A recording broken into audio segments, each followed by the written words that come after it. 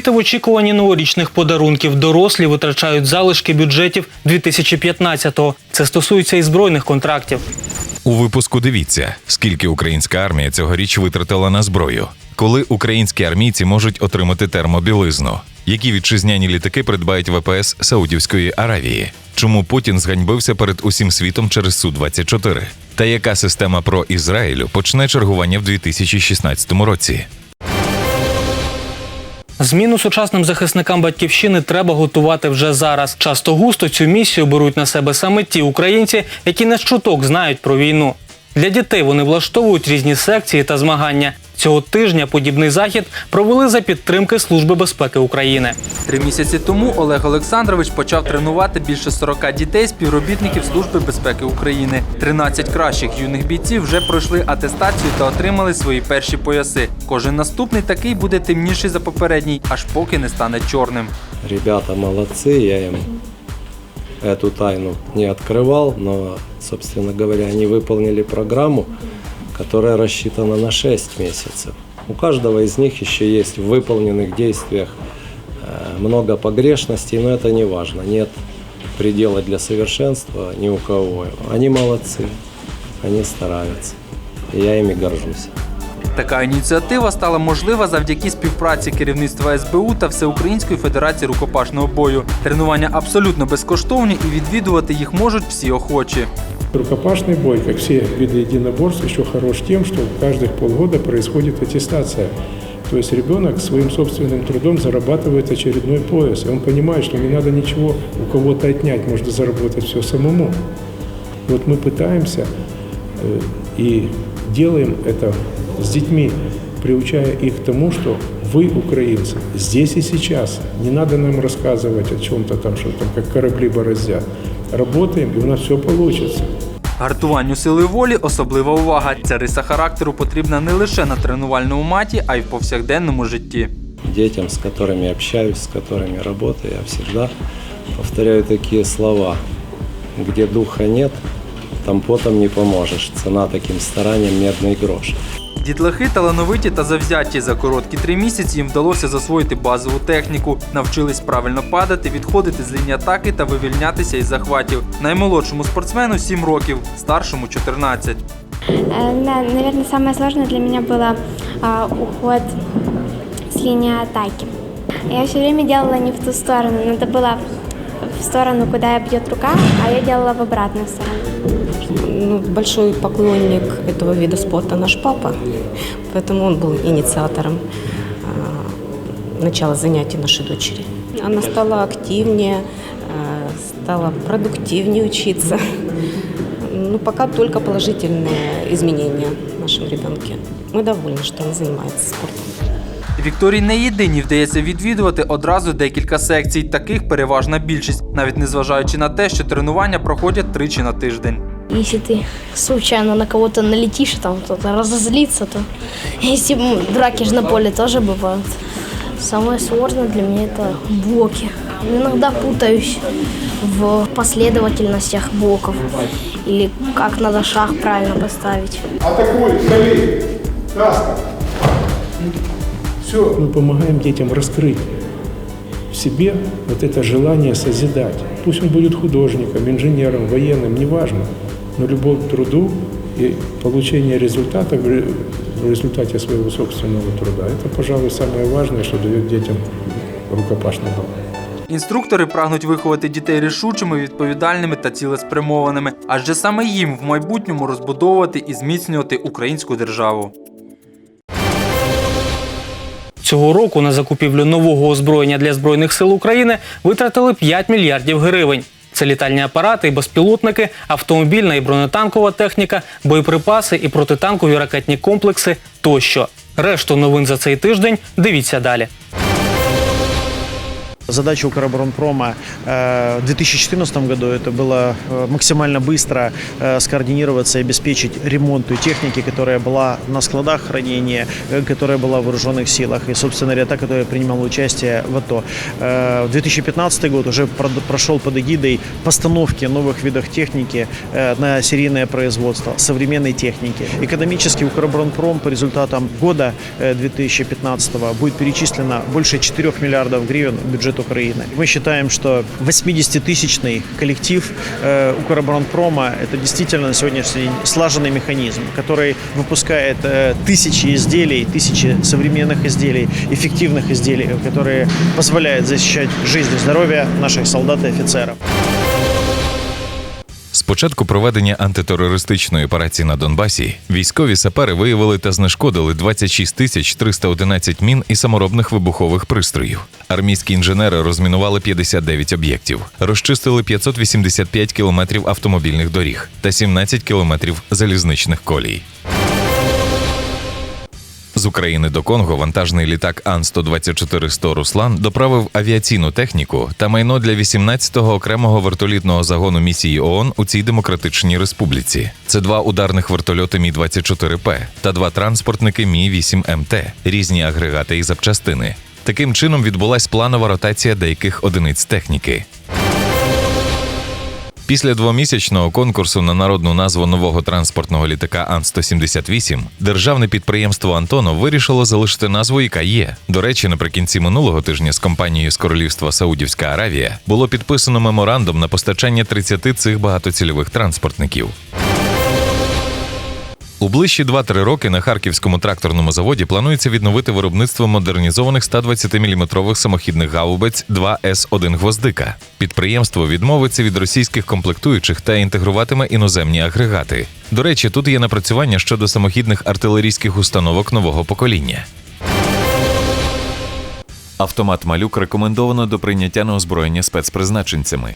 Про це заявили днями після завершення випробувань різних версій зразка. В його базову версію входить 3-точковий ремінь, коліматорний приціл та додаткові прицільні пристрої. В опції йде тепловізійний приціл, ручка перенесення вогню, тактичний ліхтарик, багнет, ніж тощо.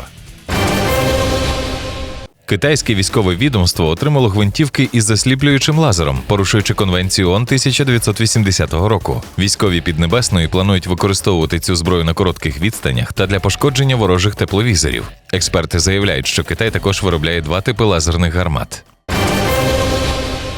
Наступного року латвійські військові отримують 20 тисяч комплектів нової форми. Під час її моделювання врахували скарги солдатів та для меншої помітності у тканину додали 2 відтінки зеленого. Форми тестували у Малайзії, Афганістані та Європі. Вартість нового комплекту – 160 євро або 4 тисячі гривень.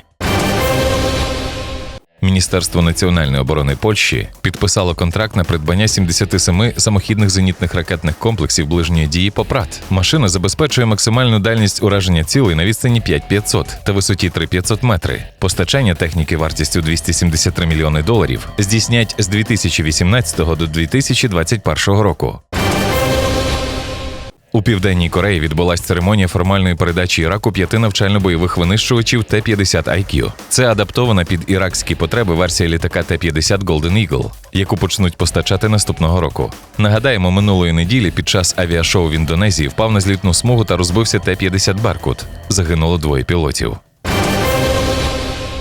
Чорний ящик збитого турками фронтового бомбардувальника Су-24 показав реальний рівень російської оборонки. Аби довести, що літак ліквідували не на територію Туреччини, Путін організував для журналістів ціле шоу. Результат став ганебним для кремлівського карлика. При цілісності зовнішньої оболонки плати розбилися від удару.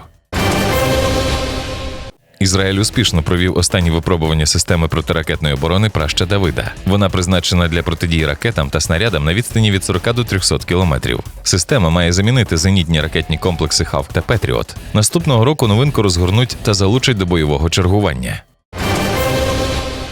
Поки провідні армії світу змінювали не одне покоління термобілизни, нашим солдатам традиційно видавали білуху. На військовому сленгу це радянське спідня, яке навіть після незначних навантажень стає мокрим та викликає дискомфорт. Що зараз піддягають наші бійці в холодну пору року, знає Юрій Стоянський.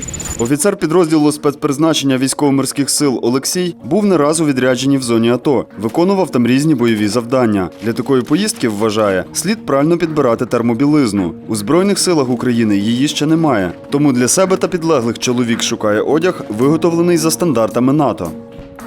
Согласно американской, как сказать, системы, да, обеспечения, у них семислойная одежда используется. То есть первые два слоя – это термобелье.